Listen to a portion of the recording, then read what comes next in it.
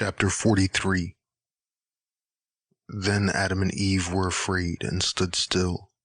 And Adam said to Eve, "What is that fire by our cave? We have done nothing in it to cause this fire. We neither have bread to bake, nor broth to cook there. We have never known anything like this fire, and we do not know what to call it.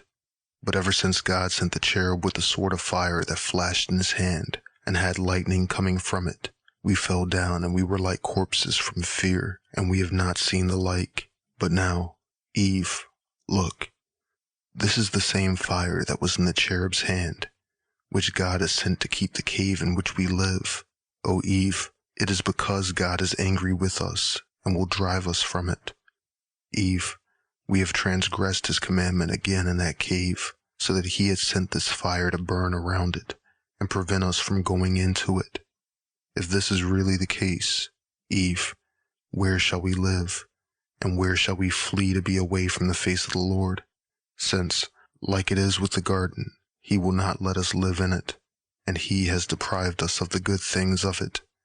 But he has placed us in this cave, in which we have endured darkness, tests, and hardships, until at last we have found comfort in it. But now that he has brought us out into another land, who knows what may happen in it? And who knows but that the darkness of that land may be far greater than the darkness of this land? Who knows what may happen in that land by day or by night? And who knows whether it will be far or near, Eve? Do you think it will please God to put us far from the garden, Eve? Where will God put us to prevent us from beholding him, because we have transgressed his commandment, and because we have made requests of him all the time? Eve, if God will bring us into a strange land other than this, in which we find consolation, it must be to put our souls to death, and blot out our name from the face of the earth. O Eve, if we are further alienated from the garden and from God, where shall we find him again, and ask him to give us gold, incense, myrrh, and some fruit of the fig tree? Where shall we find him to comfort us a second time? Where shall we find him so that he may think of us regarding the covenant he has made on our behalf?"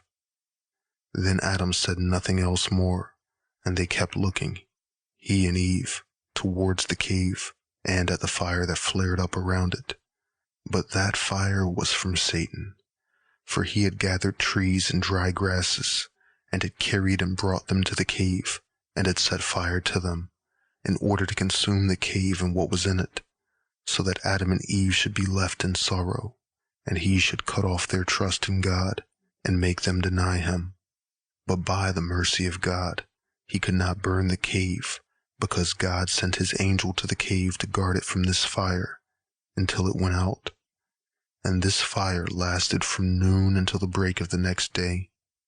That was the 45th day.